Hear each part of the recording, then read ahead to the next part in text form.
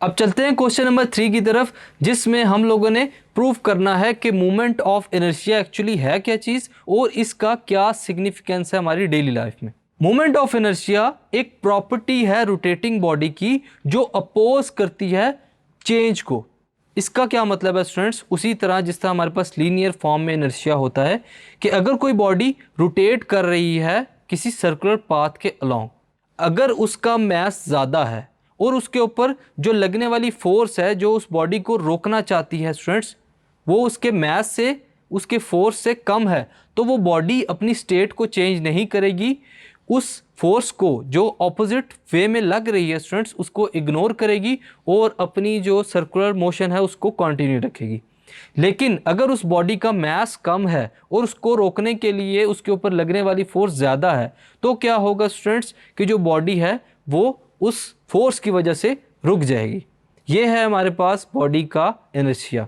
जैसा कि हम लोग बात कर रहे हैं स्टूडेंट्स एंगुलर मोशन की या सर्कुलर मोशन की, तो यहाँ पर जो अप्लाई होने वाली फोर्स है जो बॉडी को रेजिस्ट करवाएगी वो होगी in the form of torque.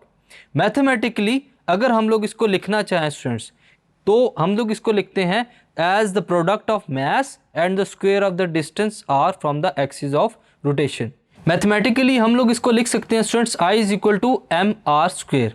M mass है और आर जो है हमारे पास डिस्टेंस है, कहाँ से लेकर, सेंटर से लेकर उस बॉडी तक जो उसके अलोंग सर्कुलर पाथ में मोशन कर रही है। If a rigid body consist of n particles with masses m1 m2 m3 up to so on mn, अगर हमारे पास कोई रिजिड बॉडी है उसके ऊपर डिफरेंट पैचेस ऑफ मैसेज हैं m1 m2 up to so on mn, हमारे पास number of message की वजह से जो डिस्टेंस होगा स्टूडेंट्स वो कितना होगा r1 r2 up to so on rn।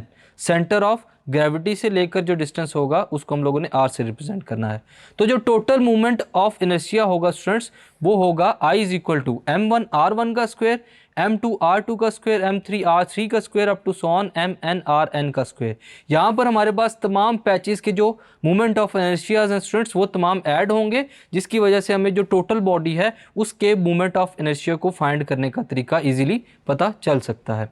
सो इसको लिखने का तरीका है हमारे पास movement of inertia I is equal to sum of all the masses and sum of all the radiuses. ये हमारे पास इनर्शिया को फाइंड करने का फार्मूला गिवन है। फर्दर चलते हैं, हम लोग एग्जाम्पल से इस बात को प्रूव करेंगे कि अगर एक बॉडी है जो कि सर्कुलर पाथ में मूव कर रही है किसी एंगुलर एक्सेलरेशन के साथ, तो एंगुलर एक्सेलरेशन के साथ साथ वो एक्सपीरियंस करेगी स्टूडेंट्स टॉर्क को। अब जब टॉर्क वो एक्सपीरियंस करना स्टार्ट करती है स्टूडेंट्स, तो वहाँ पर जो रेशो ऑफ टॉर्क और एंगुलर एक्सेलरेशन है स्टूडेंट्स वो होते हैं हमारे पास कांस्टेंट, और उसी को हम लोग कहते हैं movement of inertia. As torque is influenced on the body, torque की वजह से क्या होता है बॉडी के अंदर एंगुलर एक्सेलरेशन प्रोड्यूस होती है, एंगुलर वेलोसिटी प्रोड्यूस होती है, दस हमारे पास इसी वजह से क्या होगा फिर मूवमेंट ऑफ इनर्शिया। तो यहाँ पर इस केस में हमारे पास मूवमेंट ऑफ इनर्शिया इक्वल होता है टॉर्क टॉ अवर एक्सेलरेशन जो कि एंगुलर फॉर्म में होगी। So movement of inertia is analogous to the mass of the body in its linear motion. तो अगर हम लोग इसको लीनियर मोशन के साथ कंपेयर करें तो हमारे पास जो इनर्शिया है वो लीनियरली मास की तरह बिहेव करता है, और मास जो है स्टूडेंट्स लीनियर मोशन के अंदर इक्वल होता है फोर्स पर यूनिट एक्सेलरेशन के। Hence movement of inertia plays the same role as the mass is playing in the linear motion.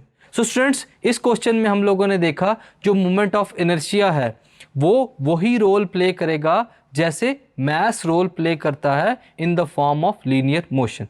Thank you.